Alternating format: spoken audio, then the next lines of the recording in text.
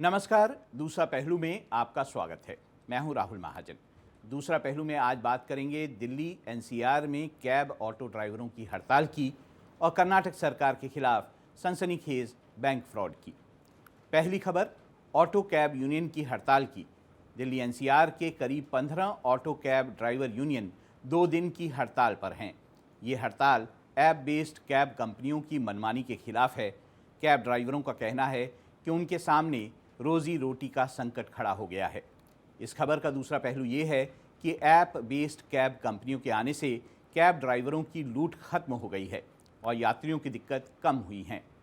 दूसरी खबर कर्नाटक सरकार के साथ एसबीआई और पीएनबी की धोखाधड़ी से जुड़ी है। कर्नाटक सरकार ने 12 अगस्त को एक आदेश जारी किया और कहा कि सभी सरकारी विभाग और कर्मचारी भारतीय स्टेट बैंक और पंजाब नेशनल बैंक में अपने सभी खाते बंद कर दें और कोई लेन देन ना करें। दरअसल दोनों बैंकों पर सरकारी धन के दुरुपयोग का आरोप है। फिलहाल बैंक कर्नाटक सरकार के साथ मसला सुलझाने में लगे हैं। इस खबर का दूसरा पहलू ये है कि क्या अब बैंकों में भी लोगों और संस्थाओं का पैसा सुरक्षित नहीं है? अगर ऐसा है तो फिर लोग किस पर भरोसा करें? अगर बैंक कर्मचारी ही धोखाधड़ी करेंगे तो फिर कस्टमर कहां जाएगा?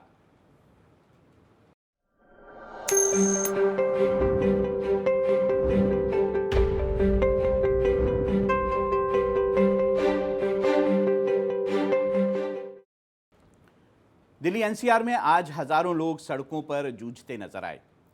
लोगों को ना तो ऑटो मिल रहा था और ना ही टैक्सी। वजह रही ऑटो टैक्सी ड्राइवरों की हड़ताल। टैक्सी ड्राइवर 2 दिन की हड़ताल पर हैं, यानी शुक्रवार को भी यात्री ऐसे ही परेशान रहेंगे। ऐप बेस्ड टैक्सी सर्विस के खिलाफ हड़ताल में 15 से ज़्यादा यूनियन शामिल हैं। पहले समझिए कि हड़ताल की वजह क्या है।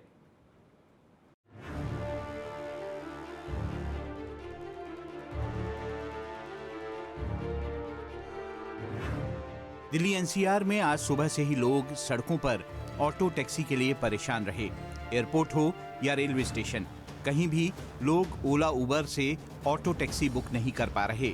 वजह है टैक्सी ड्राइवर्स यूनियन की हड़ताल।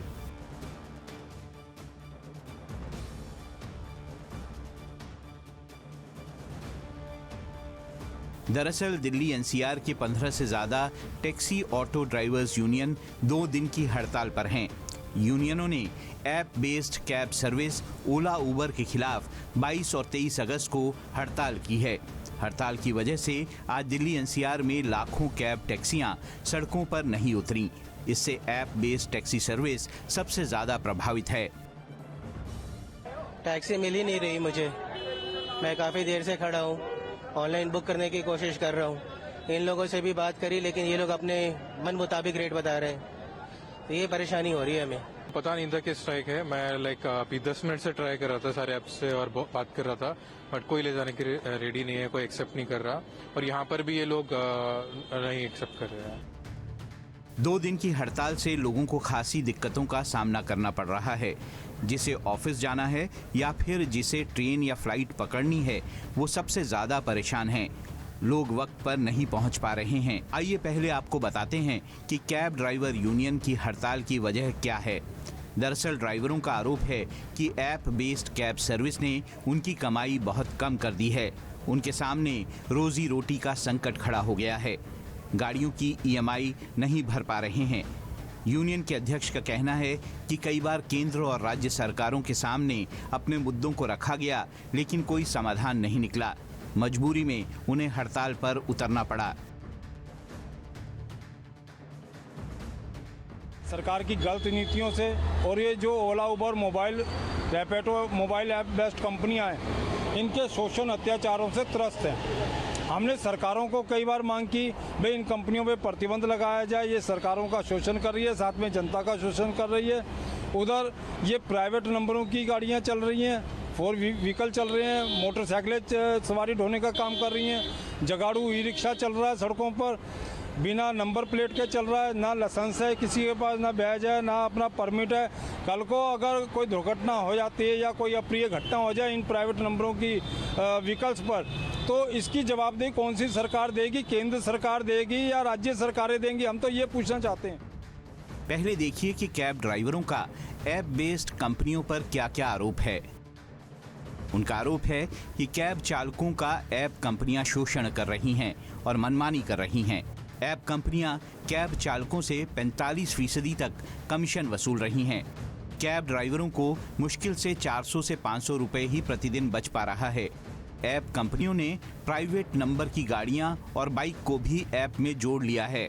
प्राइवेट व्हीकल की वजह से कमर्शियल कैब ऑटो का कारोबार ठप हो रहा है। सड़कों पर अवैध रूप से भी टैक्सी, बाइक राइडर्स और ई रिक्शा चल रहे हैं।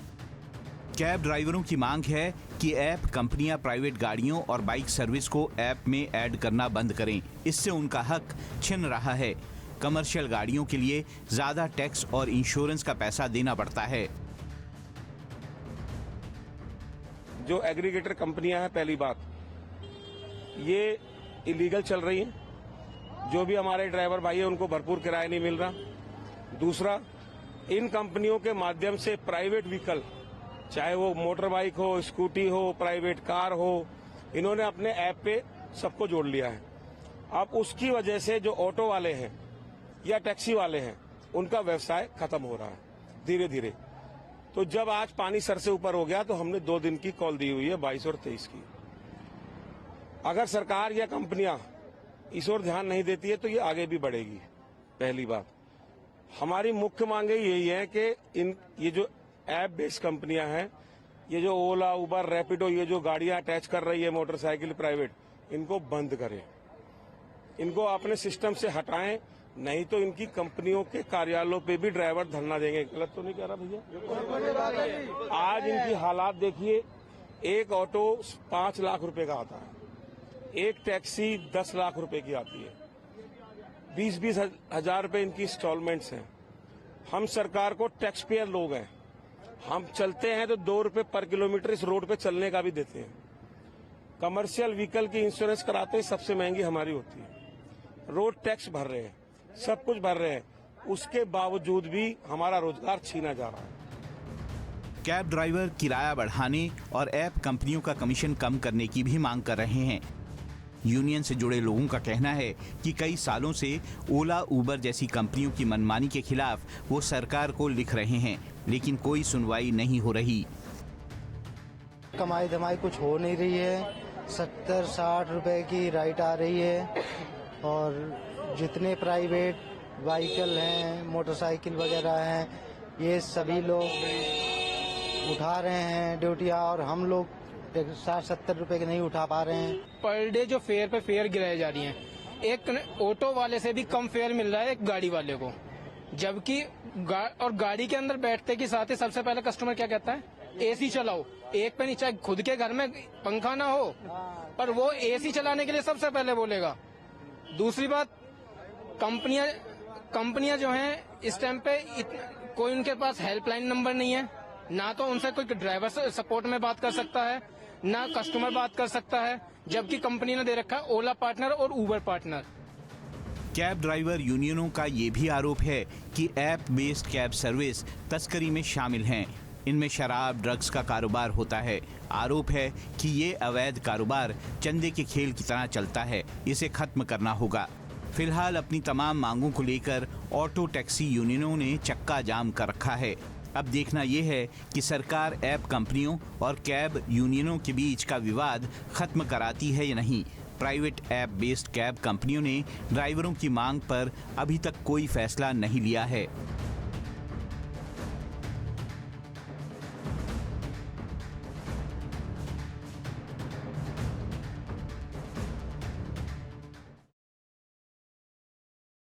अब इस खबर का दूसरा पहलू देखिए। एक वक्त था जब सड़कों पर ऑटो और टैक्सी वालों की मनमानी चलती थी।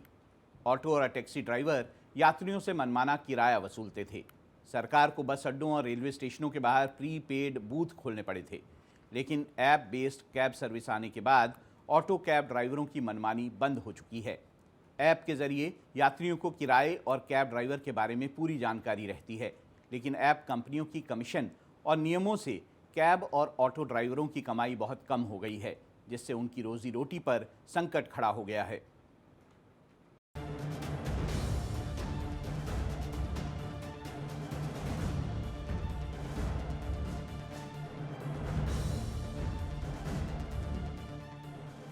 बस स्टैंड, रेलवे स्टेशन हो या फिर एयरपोर्ट, ऑटो, कैब और टैक्सी सर्विस यात्री ट्रांसपोर्ट की रीढ़ हैं।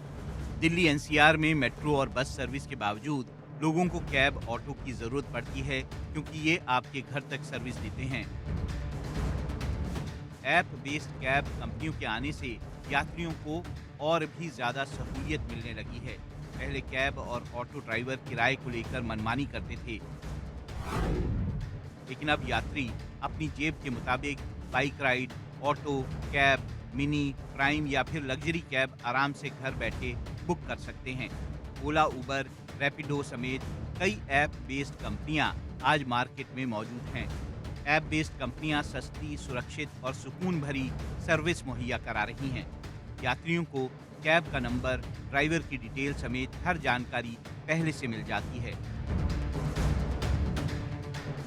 ऐप कंपनियों के आने से यात्री और कैब ड्राइवरों दोनों की समस्याएं कम हुई हैं। लोगों को अब तो ऐप सर्विस की आदत पड़ चुकी है क्योंकि इनसे राइड बुकिंग में कोई दिक्कत नहीं होती। लेकिन इससे कैब ड्राइवरों की कमाई सीमित हो गई है, जिससे वो परेशान हैं। ड्राइवरों का कहना है कि ना तो उनकी कैब का खर्चा निकल रहा है और ना ही उनका घर चल पा रहा है। चालकों का रोजगार छीनने की ये साजिश की जा रही है। इन कंपनियों द्वारा, सरकारों द्वारा सिर्फ चंदे पे धंधे का खेल चल रहा है और इसलिए इन सबसे मजबूर होके हमने ये हड़ताल का आह्वान किया। हमने कहा 22-23 अगस्त को पूरे दिल्ली एनसीआर में स्ट्राइक रखी जाएगी और मैं अपील करना चाहता हूँ अपने ऑटो टैक्सी चालकों से, ये रोजगार बचाने की लड़ाई है, इसमें बढ़ चढ़कर हिस्सा लीजिए और सरकार के जो मंसूबे हैं, जो इन ओला, उबर, मोबाइल ऐप बेस्ड कंपनियों के मंसूबे हैं, हम ये चाहते हैं कि इनके फेल हो और ये यहाँ से अपना बोरी बिस्तर लेके भागें अपना। ऐप कंपनियां 8 से 9 रुपए प्रति किलोमीटर के हिसाब से पैसा देती हैं। इस हिसाब से हर दिन उन्हें मुश्किल से 1500 से 1600 रुपए की ही कमाई होती है। इसमें करीब 800 रुपए सीएनजी का खर्च निकल जाता है। 700 से 800 रुपए बचते हैं, उसमें 200 से 300 रुपए अन्य खर्च निकल जाता है। मुश्किल से 500 रुपए प्रतिदिन यानी 15,000 रुपए महीने की कमाई हो पाती है। 15,000 रुपए में ना तो टैक्सी की EMI भर पाते हैं और ना ही घर चला पा रहे हैं। इसका दूसरा पहलू ये भी है कि पहले यात्री ऑटो या टैक्सी के भरोसे ही रहते थे, जिससे सड़क पर उनकी मनमानी चलती थी। लेकिन अब लोगों को बहुत से ऑप्शंस मिल गए हैं, जैसे मेट्रो, बैटरी रिक्शा और बाइक टैक्सी। इसकी वजह से ऑटो ड्राइवरों की कमाई सीमित हो गई है और उनकी मोनोपोली खत्म हो गई है। कैब टैक्सी यूनियनों को सबसे ज़्यादा परेशानी बाइक टैक्सी सर्विसेज से है, जो उनका कारोबार छीन रही हैं। ओला, उबर समेत कई कंपनियां बाइक राइड सर्विसेज दे रही हैं, जो कैब या ऑटो से आधे फेयर में बुक हो जाते हैं, जिससे टैक्सी वालों की कमाई बहुत कम हो गई है। बाइक टैक्सी सर्विसेज के खिलाफ कैब यूनियनों का कहना है कि बाइक से यात्री का अगर एक्सीडेंट हो जाता है तो इंश्योरेंस भी नहीं मिलेगा, क्योंकि वो कमर्शियल नहीं है। जितनी भी मोटरसाइकिलें हमने पकड़ी है, सारी यूपी नंबर गाड़ी हम पकड़ रहे हैं। कल 4 गाड़ियां एयरपोर्ट पे पकड़ी थी, सारी यूपी। जितने भी यूपी 84, 75, 82 सब ये जो है इलीगल चल रही है। और जो कंपनियां हैं ओला, उबर, रैपिडो या जो भी हो, वो अटैच करके उनको चलवा रही है। सीधा सीधा ऑटो टैक्सी वालों का धंधा खा रही है। हम सरकार को टैक्स देते हैं, टैक्स पेयर लोग हैं। ये 7 लाख रुपए का ऑटो होता है, इसकी किस्त कहाँ से बनेगा? गाड़ी नंबर ले लो। इसको पर्सनल अपने काम के लिए गाड़ी ली हुई है या ये व्यवसाय कर सकता है इसके साथ? अगर इससे कोई हादसा हो गया, ये मैं मैसेज उन मुसाफिरों के लिए भी दे रहा हूँ कि अगर इससे कोई हादसा हो गया, आपको 1 रुपया इंश्योरेंस क्लेम नहीं मिलेगा। दूसरी तरफ लोग अब ऑफिस जाने के लिए कार पूल भी करते हैं, जिससे कैब सेवाओं की जरूरत कम हो गई है। कार पूल को सरकार भी बढ़ावा दे रही है ताकि रोड पर ट्रैफिक कम हो, साथ ही फ्यूल की खपत को भी कम किया जा सके। इलेक्ट्रिक कैब और गाड़ियां भी तेजी से बढ़ रही हैं। फ्यूचर में एयर टैक्सी चलाने की तैयारी हो रही है, यानी कैब ड्राइवरों की मुश्किलें और ज्यादा बढ़ेंगी, उनकी कमाई और सीमित हो जाएगी। यही वजह है कि टैक्सी यूनियनें हड़ताल पर हैं। क्या कभी आपने सुना है कि कोई राज्य सरकार और देश के 2 सबसे बड़े सरकारी बैंक आपस में भिड़ गए हों? कर्नाटक में आजकल यही हो रहा है। कर्नाटक सरकार ने 12 अगस्त को एक आदेश जारी करके अपने विभागों और सार्वजनिक इकाइयों को भारतीय स्टेट बैंक और पंजाब नेशनल बैंक के साथ सभी कारोबारी लेन देन खत्म करने का आदेश दिया था। कर्नाटक सरकार ने राज्य के विभागों को इन बैंकों में अपने अकाउंट को बंद करने और अपनी सेविंग्स को निकालने का निर्देश दिया है। कर्नाटक सरकार ने दोनों बैंकों में जमा सरकारी धन के दुरुपयोग के आरोपों के बीच ये फैसला लिया। सरकार का कहना है कि दुरुपयोग की कई बार चेतावनी देने के बावजूद दोनों बैंकों ने कोई कड़े कदम नहीं उठाए। फिलहाल कर्नाटक सरकार ने 15 दिन के लिए इस फैसले को स्थगित कर दिया है, लेकिन ये मामला अभी थमा नहीं है। पहले देखिए पूरी खबर।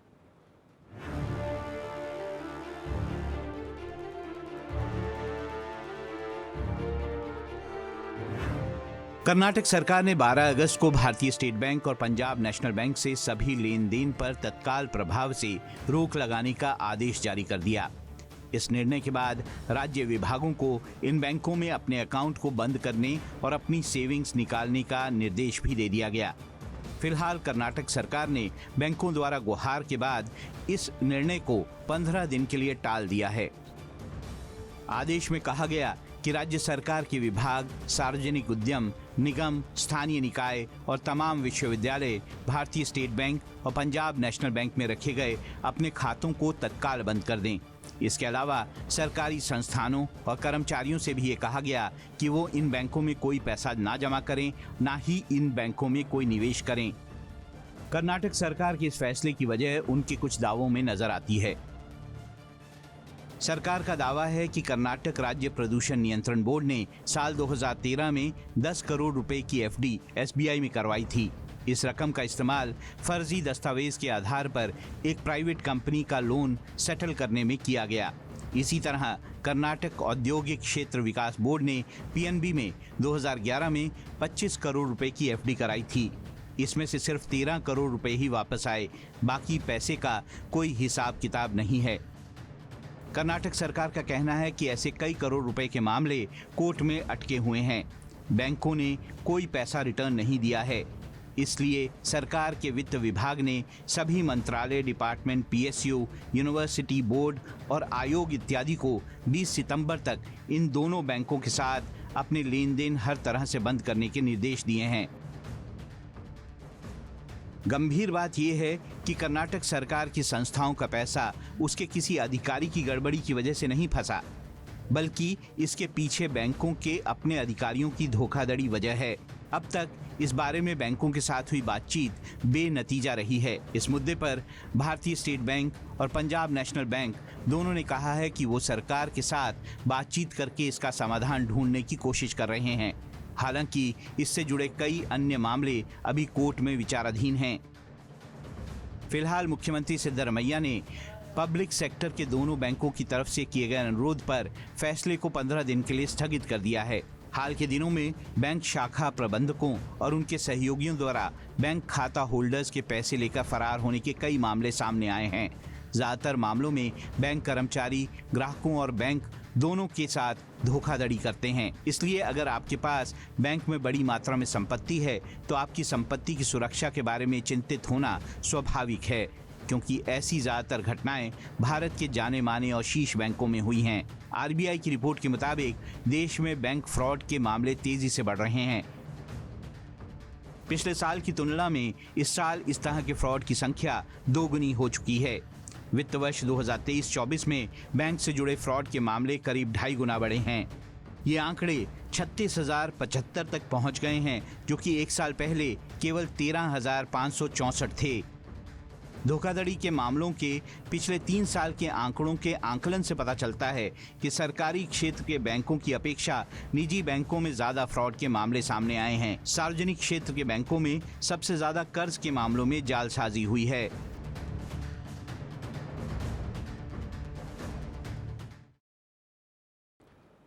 खबर का दूसरा पहलू ये है कि क्या अब बैंकों में भी लोगों और संस्थाओं का पैसा सुरक्षित नहीं है? ऐसे में लोग आखिर जाएं तो जाएं कहां? ये मामला तो सरकार से जुड़ा था, इसलिए पब्लिक सेक्टर के ये दोनों बैंक डर कर सरकार से कार्रवाई ना करने का अनुरोध करने पहुंच गए। लेकिन अगर ये मामला आम जनता से जुड़ा होता तो क्या होता? भारतीय स्टेट बैंक और पंजाब नेशनल बैंक जैसे बड़े बैंक कस्टमर को ऐसी दौड़ लगवाते कि उसकी हालत खराब हो जाती।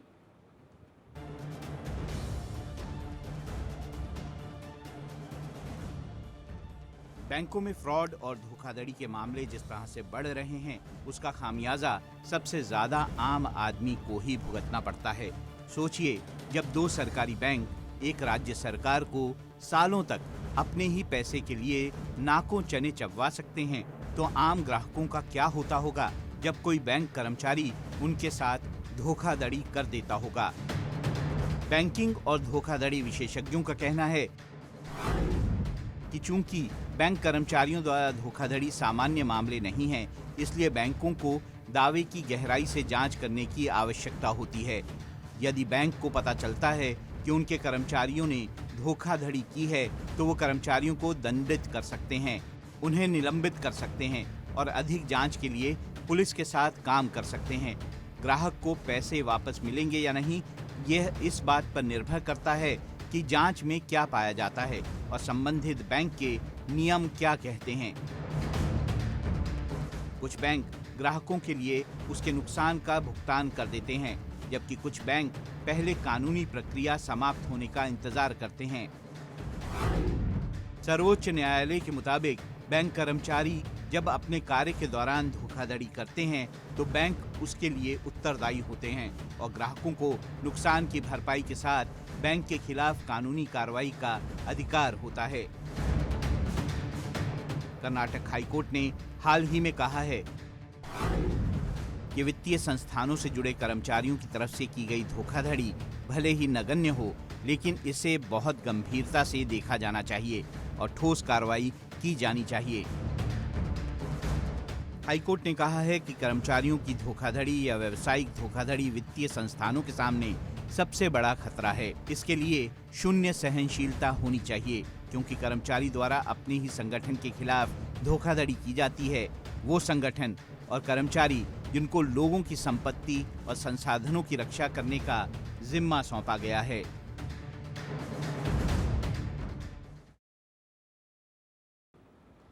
आइए अब आपको दिखाते हैं एक वीडियो संदेश जो आपके चेहरे पर मुस्कान ला देगा और ज़िंदगी के बारे में आपको सोचने पर मजबूर भी करेगा। कहते हैं ज़िंदगी बहुत छोटी है, इसलिए हमें चीज़ों से नफरत करना छोड़ देना चाहिए।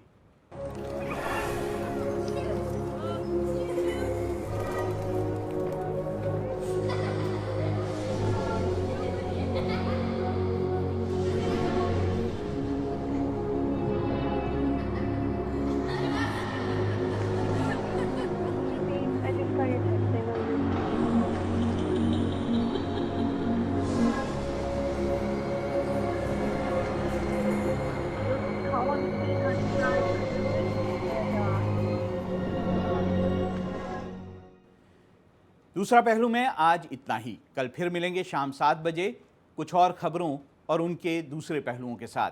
तब तक मुझे यानी राहुल महाजन को दीजिए इजाज़त, लेकिन आप बने रहिए हमारे साथ, क्योंकि इंडिया डेली पर अभी बाकी हैं कई और खबरें।